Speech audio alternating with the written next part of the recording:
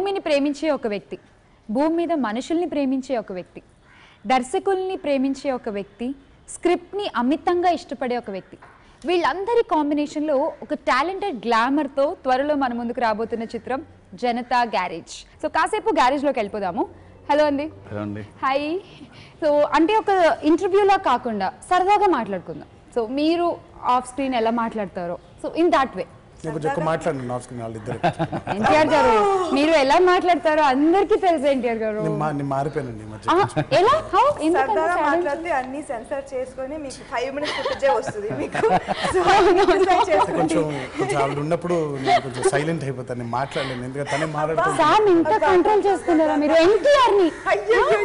నేను అదే బాధపడ్డానండి, సినిమా మొత్తం అలా చేసింది.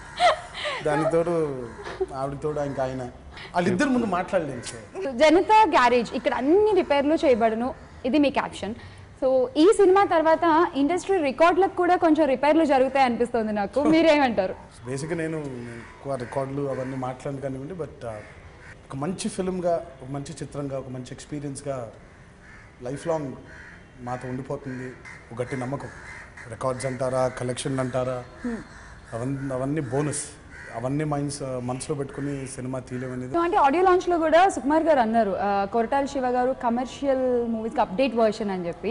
సో ఎన్టీఆర్ గారు మీరే అంటారు for this comment? Commercial movies అంటే యాక్షన్ ఫిల్మ్స్ అని చాలా మందికి మనం అర్థం చేసుకునేది. బట్ నా ఉద్దేశంలో కమర్షియల్ మూవీస్ అంటే డబ్బులు వసూలు చేసే సినిమాల్ని మనం కమర్షియల్ మూవీస్ అంటుంటాం. ఓకే. శివని కేవలం యాక్షన్ ధోరణిలో పెట్టడం నాకు నచ్చదు. బికాజ్ యాజ్ అ పర్సన్ మనం ఎలా ఉంటామంటే మనం చేసే ప్రతి పనిలో మన పర్సనల్ క్వాలిటీస్ కూడా రిఫ్లెక్ట్ అవుతూ ఉంటాయి. అది మన కథలు అవ్వచ్చు, మన నటన అవ్వచ్చు, మన మాటలు అవ్వచ్చు, మనం వేసుకునే బట్టలు అవ్వచ్చు, మన చుట్టూ ఉండే మనుషులు అవ్వచ్చు. సమాజం పట్ల చాలా రెస్పెక్ట్ ఉన్న మనిషి, సొసైటీ తరఫున కానివ్వండి, కంట్రీ తరఫున అవ్వనివ్వండి, మనుషుల తరఫున అవ్వనివ్వండి, ఏదైనా వాళ్ళ పట్ల ఒక బాధ్యత కలిగిన వ్యక్తిలాగా తను పర్సనల్గా కూడా మనిషి కొంచెం అలాగే ఉంటాడు. ఆయన basically he's an emotional man too. బృందావనంలో నాకు బాగా దగ్గర అయ్యాడు మనిషి, రచయితగా, దర్శకుడి కంటే కూడా ఒక మిత్రుడుగా.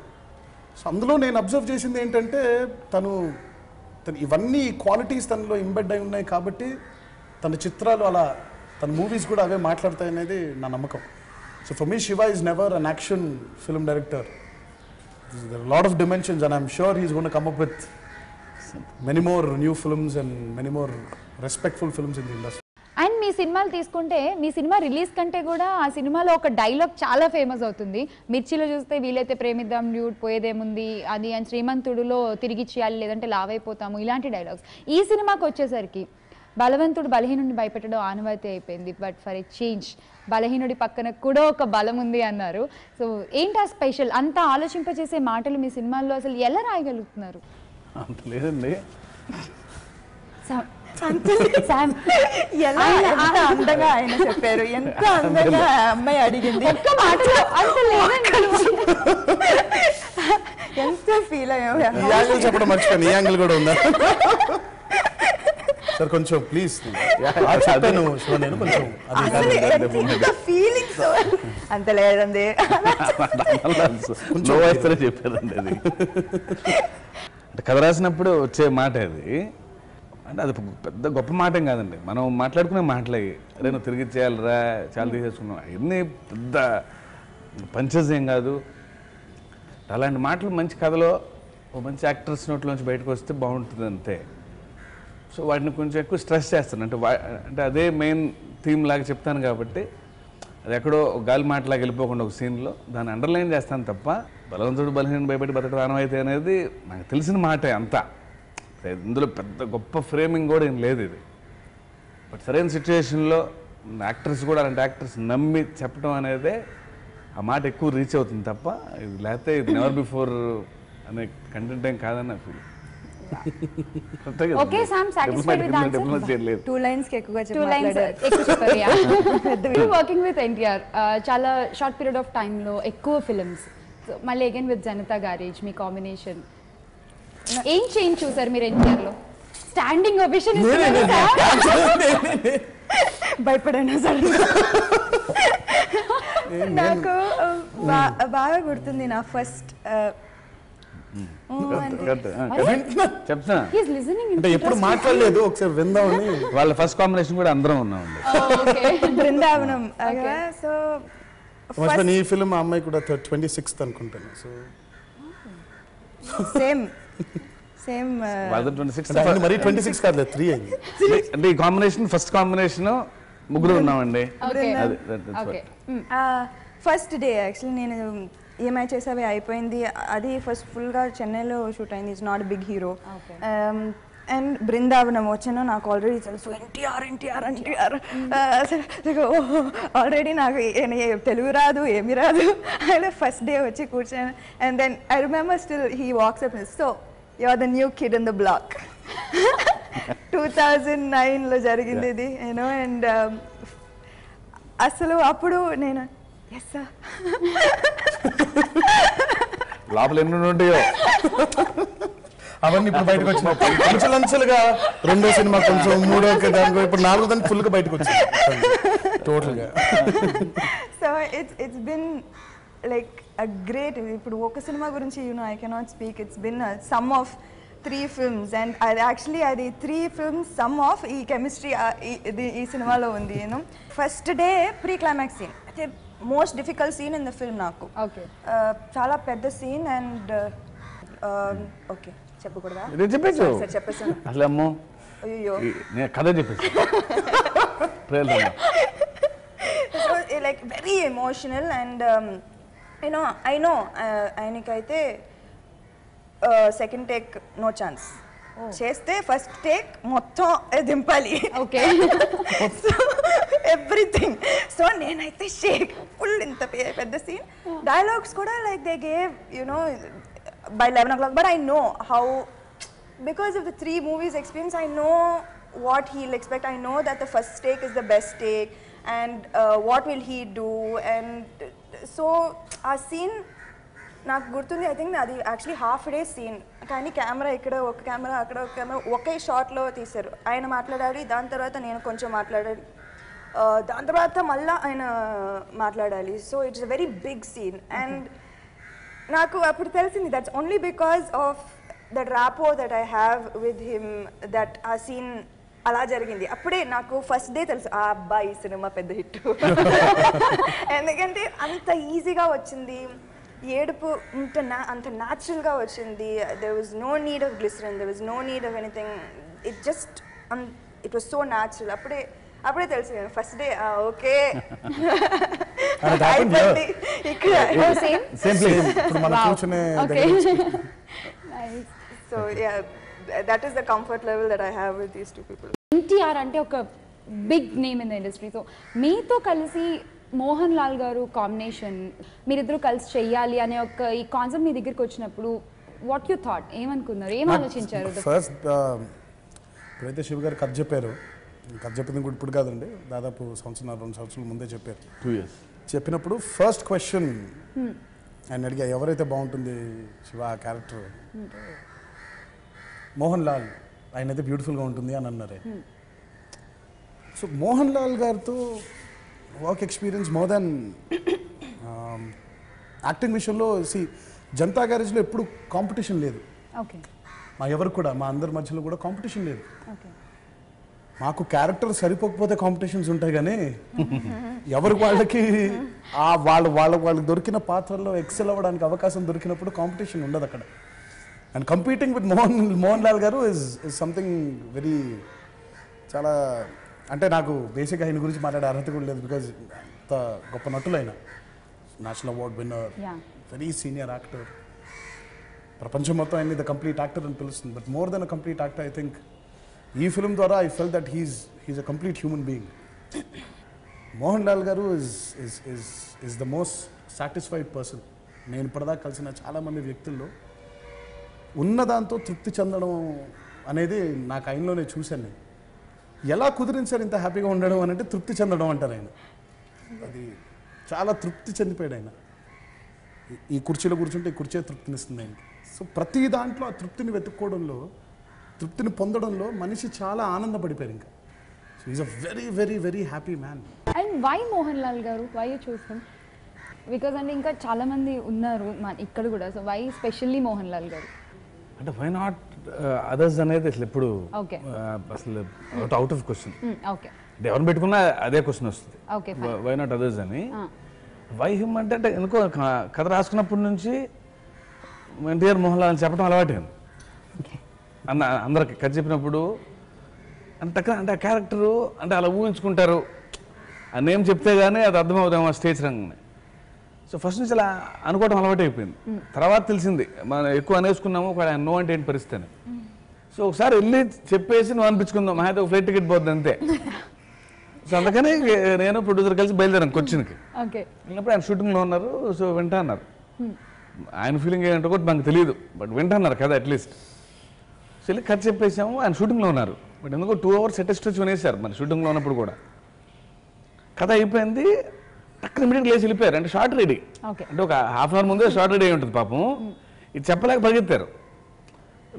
వచ్చేసి నెమ్మది కూర్చొని చాలా బాగుంది అని మేనేజర్ కూడా అడిగేశారు.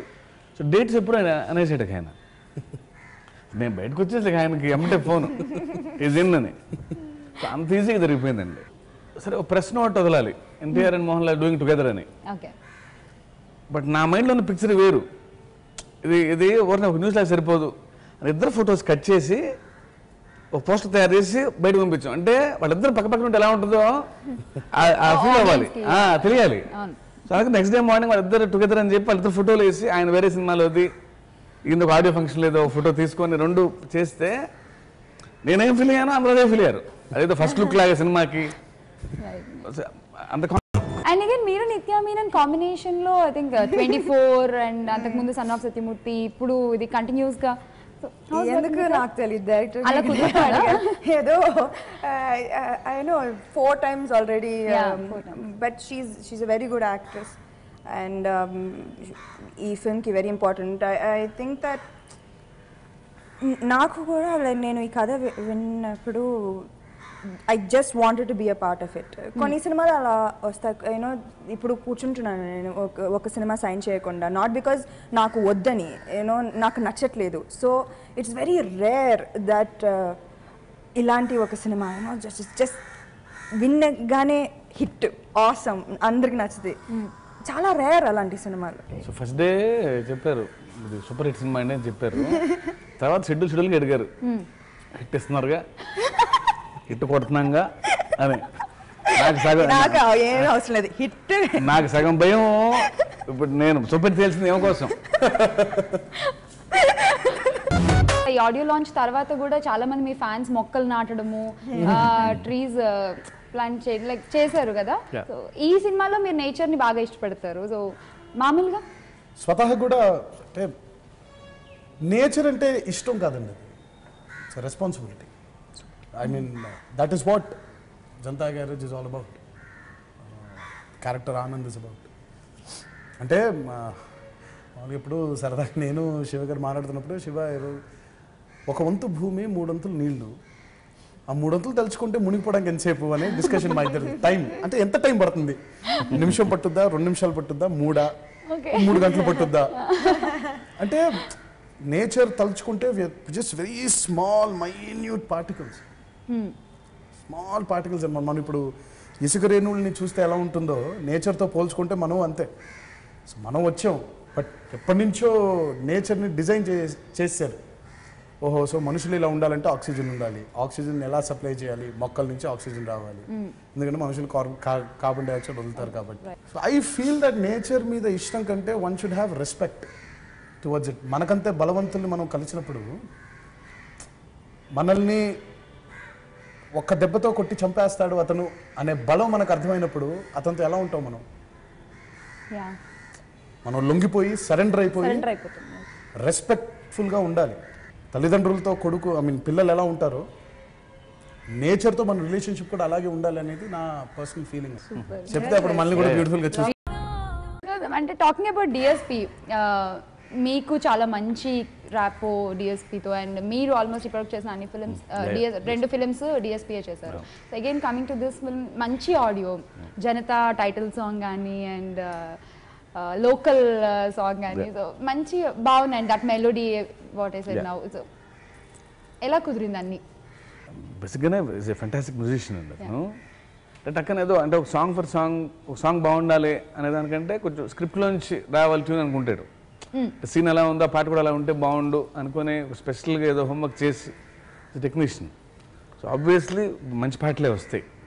బాగా అంటే స్క్రిప్ట్ సెన్స్ తెలిసిన మ్యూజిషియన్ కాబట్టి నేను సీన్ చెప్పినప్పుడు ఇది ఒక చాంటింగ్లా ఉండాలి అన్నప్పుడు అతనికి ఏంటంటే హీరో ఇంట్రో ఇది అది తెలుసు. మళ్ళా కొంచెం అందరికి ఎక్కాలి ఈ పాట, ఎక్కడో కమర్షియల్ స్కేల్లో కూడా ఉండాలి సాంగ్. అంటే నా సిచ్యుయేషన్ ఫీల్ మిస్ అవ్వకుండా అట్ ద సేమ్ టైం అందరికీ ఒక ఊపు తెప్పించగలరు ఆ పాటతో. I personally would rate Janata Garage as one of the best audios in my career. Because చాలా సినిమాల్లో కూడా ఇందాక ఆయన అన్నట్టు సిచ్యువేషనల్గా ఉంటాయి సాంగ్స్. ఇట్ కుడ్ బి ప్రణామం, it could be rock on bro, నీ సెలవడిగి అని ఒక చిన్న బిట్ సాంగ్ ఉంటుంది, జై హో జనతా అవ్వచ్చు.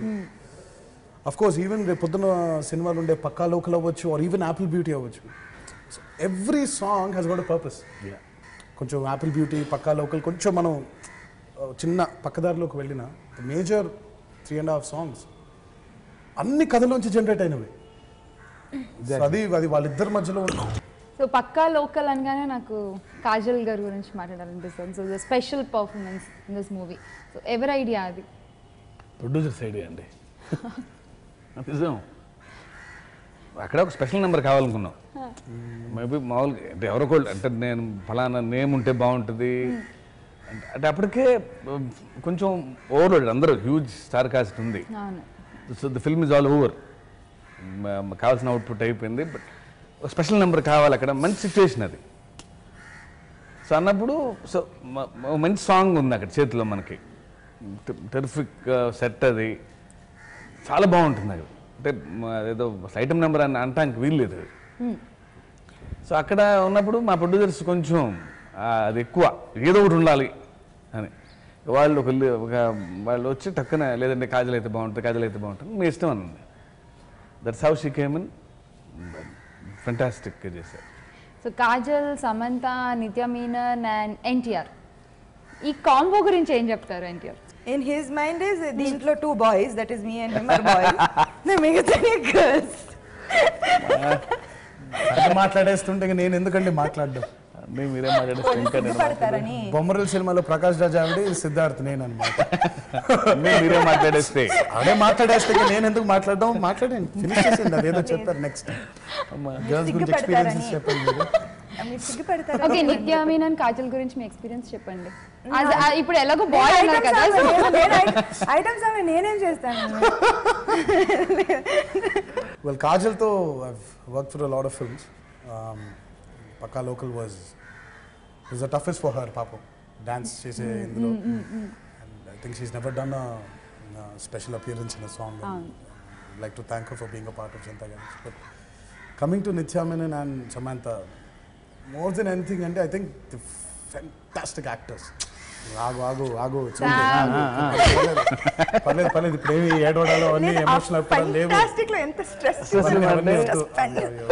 ఫెంటాస్టిక్, అది అందరూ వినండి.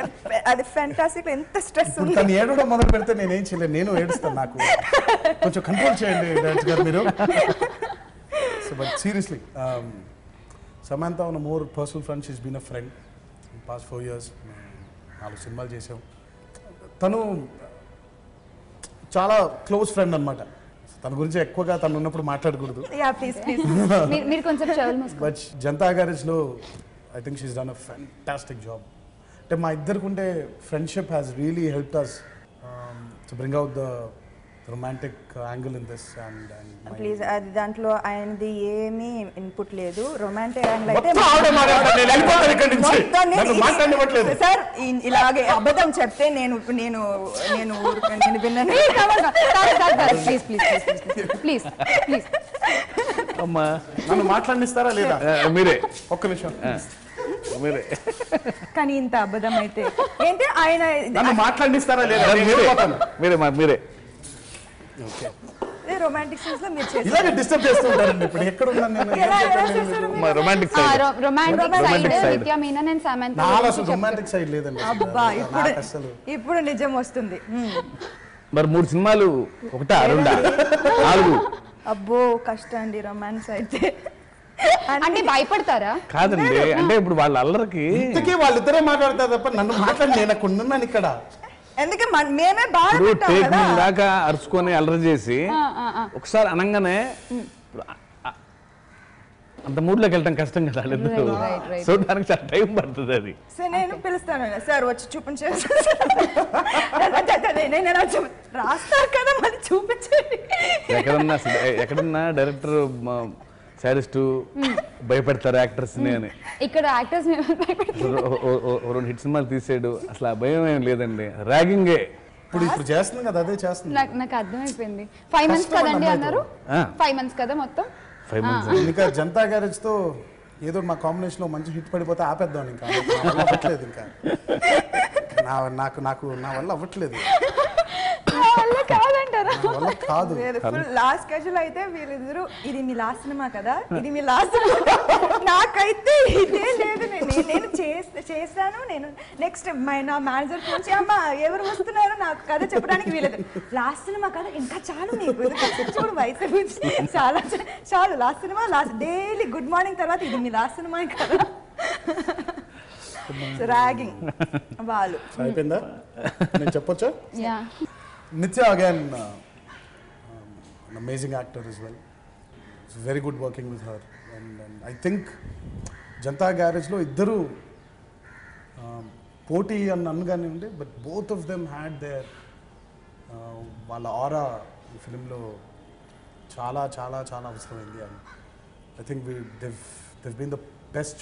మోహన్ లాల్ గారి గురించి మీరు ఇందాక తారక్ గారు చెప్పారు వర్కింగ్ చాలా ప్లెజర్ ఆయనతో పనిచేయడం అని. సో ఆయన తారక్ గురించి ఏమన్నారు? అంటే వాళ్ళిద్దరూ నేను లాస్ట్లో గమనించా, వాళ్ళిద్దరు ఈయనేమో లాలెటా అని పిలుస్తున్నారు. అంటే అక్కడ ఆయన్ని లాలెటా అని పిలుస్తారు ఆయన మర్యాదగా. ఈయన ఆయన్ని లాలెటా అంటే ఆయన ఈయన అన్నా అంటున్నారు. 7 నెలల్లో జరిగిన విప్లవం ఇది. ఎవరో కూర్చుంటే అన్నా అన్నారు ఆయన. నేను షాక్, ఇది ఎప్పుడు జరిగిపోయిందని. సో సెట్లో ఇంకా బోల్డ్ జోకులు, వాళ్ళిద్దరు కలిసి ఎటేటో వెళ్ళిపోయి మళ్ళీ మేము తీసుకొచ్చి వెనక్కి షూటింగ్ చేయించాం. అదే జరిగింది. దీనికి తోడు ఇంకో బ్యాచ్ ఉంది, మెకానిక్లు అందరూ కలిసి, ఇదంతా కదా మెకానిక్. సో వాళ్ళందరూ కలిసినప్పుడు ఎక్స్ట్రాడినరీ ఫ్యామిలీ అండి ఇది. అంటే మీ ప్రీవియస్ ఫిల్మ్స్ ఆ హీరోలకి ఒక చాలా పెద్ద చేంజ్ తీసుకొచ్చే వాళ్ళ ఫిల్మ్ కెరీర్స్లో. మిర్చి నుంచి ప్రభాస్కి ఒక స్టైలిష్ లుక్ అండ్ ఆ సెపరేట్ ఫాలోయింగ్, అగైన్ శ్రీమంతుడు అంటే హీరోని మాస్గా చూపిస్తూనే మంచి మెసేజ్, అందులోనే ఒక క్యూట్ ఎక్స్ప్రెషన్స్ ఇవన్నీ ఉంటాయి మీ సినిమా హీరోలో. సో ఈ సినిమాలో ఎన్టీఆర్ గారిని ఎలా చూపిస్తున్నారు? And after this before this అని చెప్పుకోవచ్చు, ఆఫ్టర్ జనతా గ్యారేజ్. నేను అసలు హీరోల ఇమేజ్ అసలు మార్చే ప్రయత్నం చేయనండి, ఎందుకంటే ఇమేజ్ అనేది చాలా కష్టమైన పని. ఎన్నో ఏళ్ళు శ్రమ పడితే ఒక ఇమేజ్ వస్తుంది. సో అసలు ఉన్న ఇమేజ్ని మళ్ళీ పాడు చేయడం, మళ్ళీ మార్చడం ఎందుకు? అసలు అది రావటమే కష్టం. ఇప్పుడు మాకెవరికి ఒక ఇమేజ్ ఉండదు, సో వాళ్ళకి ఒక ఇమేజ్ ఉంది, ఆ ఇమేజ్ ఉందనే వెళ్ళాము, దానికోసం కథ రాసాం. సో దాన్ని మార్చే ప్రయత్నం అసలు చేయండి నేను అసలు ఫస్ట్ ఆఫ్ ఆల్ ఎప్పుడు. ఎందుకంటే ఇమేజ్ సంపాదించుకోవడం చాలా కష్టమైన పని. సో ఉన్నదాన్ని మళ్ళీ మార్చడం ఎందుకని. రెండోది నాకు కకృతి ఏంటంటే ఎక్కువ మంది చూసేయాలి నా సినిమా. సో అందుకోసమని అన్ని ఎలిమెంట్స్ ఉంటాయి తప్ప, అంతేగాని క్లాసు మాస్ ఇన్ని లెక్కలు అసలు ఎప్పుడు చేయలే. అది ఇది ఎందుకో అలా వచ్చేసింది. కానీ అసలు వాళ్ళు ఆల్రెడీ ఎగ్జిస్టింగ్ వాటినే ఒక చిన్న పూసే ప్రయత్నం చేస్తా. As simple as that. Okay, so we'll end of this interview. Sir Tarak గారు మీ పర్మిషన్తో ఒక డైలాగ్ ఏదన్నా మీకు నచ్చింది ప్లీజ్. యా, మా అందరి ఫేవరెట్ డైలాగ్తో. బలవంతుడు బలహీనుడిని భయపెట్టి బతకడం ఆనవాయితీయే, బట్ ఫర్ అ చేంజ్ ఆ బలహీనుడి పక్కన కూడా ఒక బలం ఉంది. జనతా గ్యారేజ్ ఇచ్చటాన్ని రిపేర్లు చేయబడు. Such a nice interview. And September 1st release movie. అందరూ గ్యారేజ్లోకి వెళ్ళిపోతారు డెఫినెట్గా. And all the best. Thank you. Janatha Garage, ఇక్కడ అన్ని రిపేర్లు చేయబడను. September 1వ తారీఖు రిలీజ్. ఇక్కడ రికార్డులు కూడా రిపేర్ చేయబడతాయి.